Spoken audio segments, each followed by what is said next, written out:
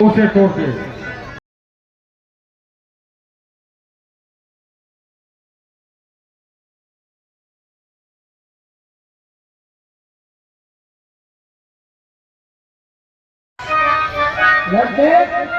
आपने सच कहा, आपका कथन सत्य है, लेकिन मेरा तो ये कहना है भगवान की शरण में जाओ और दांतों में तिनका दबाओ और गले में गुलारा बांधो, माथे सही को आगे करो और त्राहिमाम त्राहिमाम त्राहिमाम इस तरह कहते हुए भगवान के चरणों में गिर जाओ, उसमें तुम्हारा उद्धार है।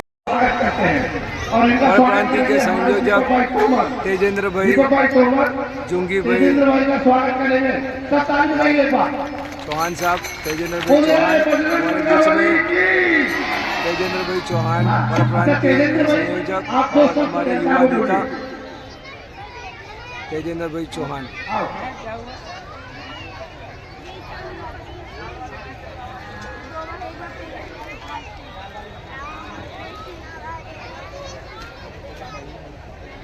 सभी को मेरा राम राम नमस्कार। आज यहाँ पे रामलीला महोत्सव की टीम ने मुझे बुलाया, उसके लिए पूरी कमेटी का मैं दिल से आभार व्यक्त करता हूँ। यहाँ पे ये रामलीला महोत्सव मेरी उम्र से डबल सालों से हो रही है। करीबन 60-65 सालों से यहाँ पे ये रामलीला महोत्सव हो रहा है। आप इतनी बड़ी संख्या में यहाँ उपस्थित है तो शायद आपने कुछ ना कुछ सीख रामलीला महोत्सव से सीखी होगी।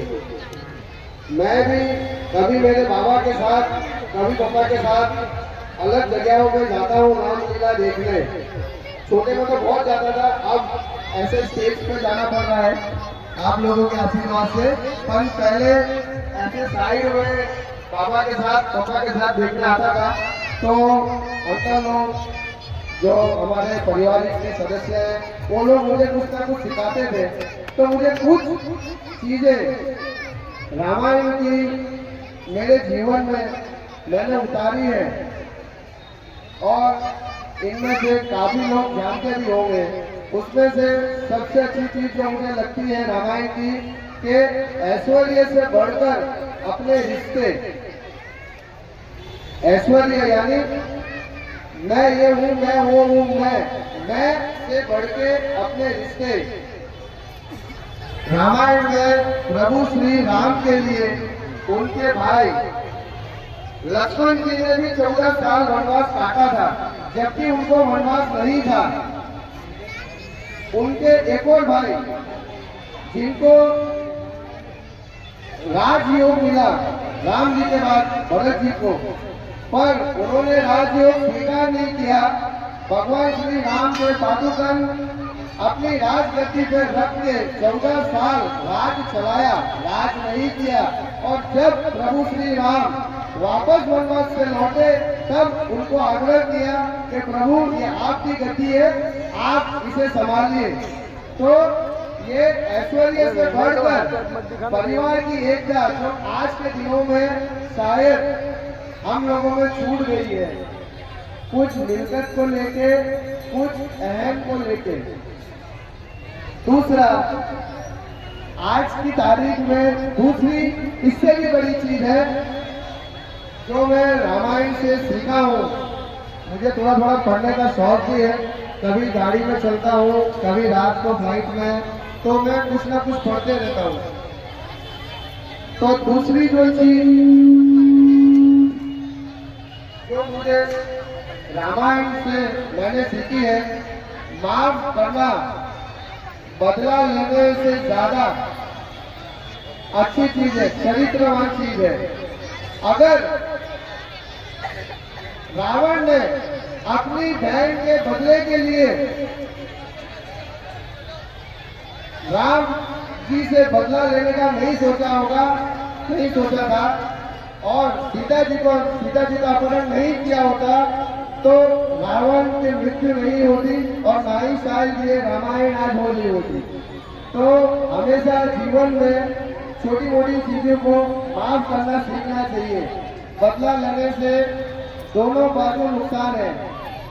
अभी हम जो विस्तार से छोटे से बड़े हुए हैं, वहाँ लोग सिर्फ ऐसे बातों बातों में लड़ लेते हैं, बड़े बड़े हादसे हो जाते हैं और शायद एक परिवार का कोई किसी को नुकसान है तो दूसरे को भी है, कोई जीवन से जाता है तो कोई जेल भोगता है। तो आपको भी अपने जीवन में कुछ ना कुछ रामायण से सीख लेनी चाहिए। और उससे भी बड़ी बात, अपने प्रभु में विश्वास। हम सब ने रामायण सुनी है, पढ़ी है, भगवान को ना आपने देखा है ना हमने देखा है, हमको सिर्फ भगवान पे विश्वास है। विश्वास उस टाइम पे भी था। अगर वानरों को प्रभु श्री राम पे विश्वास नहीं होता तो वो पुल बन के लंका तक नहीं पहुंचते। वो विश्वास क्या था? सिर्फ पत्थर पे उन्होंने मन में विश्वास रख के नाम लिखा और समुद्र में फेंका और उससे वो पुल बनाया और सारी वानर सेना, सारी प्रभु श्री राम की सेना यहाँ से लंका तक पहुंची और रावण का वध किया। तो भगवान पे विश्वास।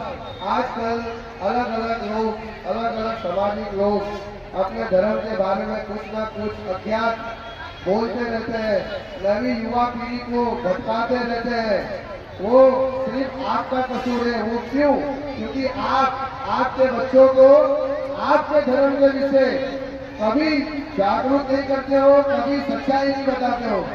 आपका बच्चा कभी पूछता है कि माता जी ये क्या है, कि दादी ये क्या है, तो आप बोलते हो बेटा बताऊंगी। आप टीवी में व्यस्त हो, आप फोन में व्यस्त हो। मैं देखता हूँ लोग